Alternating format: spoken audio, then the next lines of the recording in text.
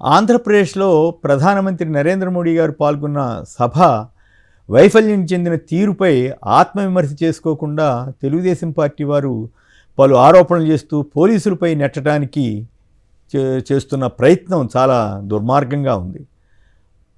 విషయం ఏంటంటే prime minister గారు పాల్గొనే ఏ సభకైనా ఎస్పీజీ కంట్రోల్కి వెళ్ళిపోతుంది ఆటోమేటిక్గా. వాళ్ళ పరిధిలోనే పనిచేయాలి ఎవరైనా. అట్లాగే వాళ్ళకి తెలియకుండా లోకల్ పోలీస్ కూడా ఏం చేయడానికి ఉండదు. అలాంటిది జనం రాకపోతే రోడ్ల మీద ట్రాఫిక్ ఆపటం కోసం కార్లను అడ్డం పెట్టినటువంటి తెలుగుదేశం పార్టీ దాని మీద ఎందుకు వివరణ ఇవ్వదు? పైగా ట్రాఫిక్ రెగ్యులేషన్ చేయలేదని పోలీసుల మీదే ఎదురారోపణ. నిజానికి కొందరు మిత్రులు అంటున్నారు అలా రోడ్ల మీద కార్లు అడ్డం పెట్టి ట్రాఫిక్ డ్రోన్ పిక్చర్ తీయటం కోసం, వీడియో తీయటం కోసం వాహనాలను ఆపు చేసినందుకు వాళ్ళ మీద కేసు పెట్టాలని కొందరు అంటున్నారు. అయితే ఏంటంటే వీళ్ళు డబాయింపు సెక్షను. ఇప్పుడు నాకు ఒకటి మాత్రం అనిపిస్తూ ఉంది, ఇంతకాలం ముఖ్యమంత్రి జగన్ గారిని కానీ జగన్ గారి ప్రభుత్వాన్ని కానీ న్యాయ వ్యవస్థను అడ్డం పెట్టుకుని వందల వేల కేసులు వేయించి రకరకాల రూపాల్లో పిల్స్ అనో అదనో ఇదనో ప్రతి దాని మీద కేసులు వేయించి ఆ ప్రభుత్వానికి ఎక్కడ కదలకుండా ముందుకు వెళ్లకుండా అడ్డం పడినటువంటి తీరు కానీ రాష్ట్రం ఎక్కడ అభివృద్ధి చెందకూడదన్నట్లుగా వ్యవహరించిన తీరు కానీ చూసాం ఈ 5 ఏళ్ల పాటు, 58 నెలల పాటు.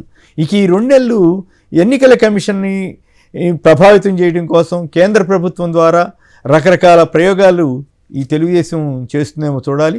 తెలుగుదేశంతో పాటు జనసేన, బీజేపీ కూడా సంతకాలు పెట్టి ఎన్నికల అధికారికి కంప్లైంట్ ఇచ్చారు. ఓకే, నిజంగా తప్పు జరిగితే కంప్లైంట్ ఇవ్వటం ఆక్షేపణ ఏం కాదు. కానీ వాళ్ళ వైఫల్యాన్ని తీసుకొచ్చి పోలీసుల మీద ఇవ్వటం ఏంటి? వాళ్ళు ఆశ్చర్యం ఏంటంటే పూలగుచ్చం ఇవ్వడానికి కూడా అనుమతించలేదు పోలీసులు అంటున్నారు. పోలీసులు అనుమతించకపోవటం ఏంటి? నిజంగా వీళ్ళు తెచ్చారా? తెస్తే ఎవరు ఆపారు? ఎందుకు ఆపారు?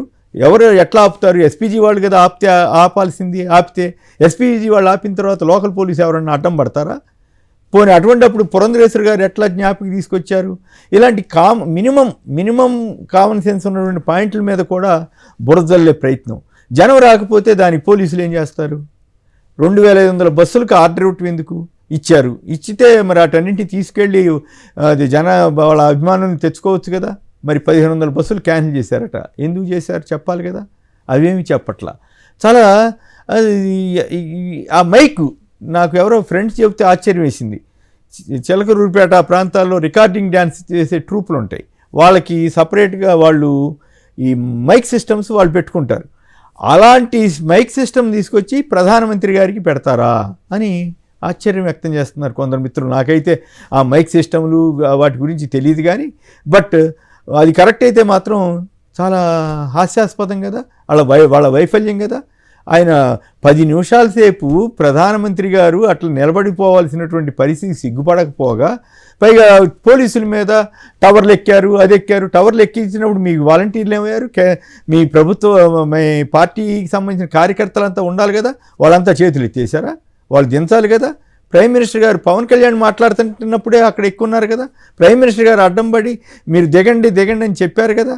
మరి అయినప్పటికి కూడా ఈ పరిస్థితి తెచ్చుకోవటం అంటే తెలుగుదేశం పార్టీకి కేడర్ లేదు, సరైన డిసిప్లిన్ ఉన్న కార్యకర్తలు లేరు, వాలంటీర్ వ్యవస్థే లేదు వాళ్ళకి పార్టీకి అని వాళ్ళు ఒప్పుకున్నట్లే కదా.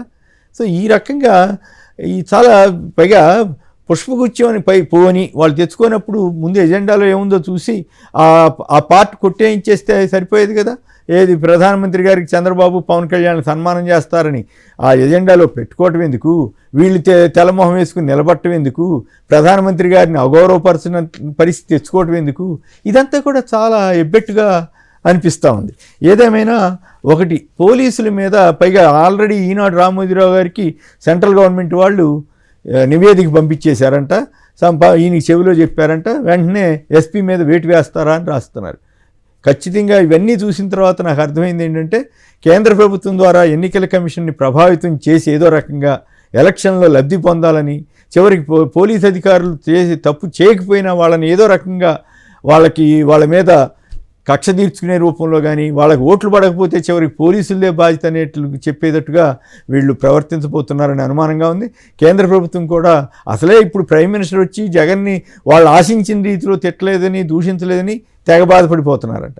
ఇప్పుడు దాని తోడు వాళ్ళ వైఫల్యాలన్నీ బయటపడేసరికి మొత్తం పోలీసుల మీద నెట్టేసి వాళ్ళు సీఈఓకి వినతిపత్రం ఇచ్చారు. సో ఇవన్నీ కూడా జనం గమనిస్తూనే ఉంటారు.